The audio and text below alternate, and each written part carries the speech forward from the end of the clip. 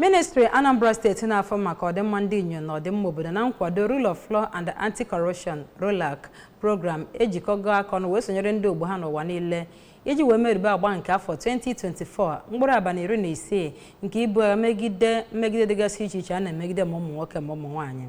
Isiokwu ya bụ mmemme bụ Unite to End Violence Against Women and Girls, ya bụ jikọta aka ọnụ wee buo agha megide a na-emegide ụmụ nwaanyị na ụmụ aka ụmụ nwaanyị, ma bụrụkwa nke bụ n'obi ya bụ iji wee belata megide ndị ahụ na steeti a.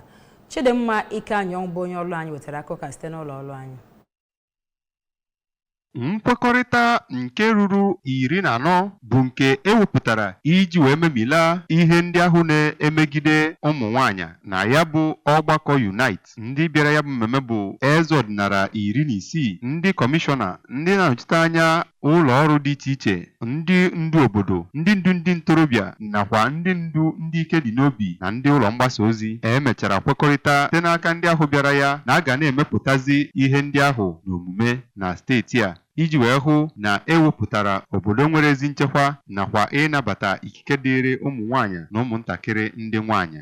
Ndị igwe, ndị PG, nyalụnụ ndị a niile unu furu n'ebe a aka. Anyị nwetara na information, anyị kpọọ unu, bikonu, ihe anyị need from you people to do the needful. Ụmụ nwaanyị adịgo empowered na ụmụ nwoke anyị akara ghọta na ụmụ nwaanyị dị empowered na fa need their own respect. Fa chee na fa gaga abụ oru ekwu ekwe n'ụlọ. No, di na nwunye na-akpa elu.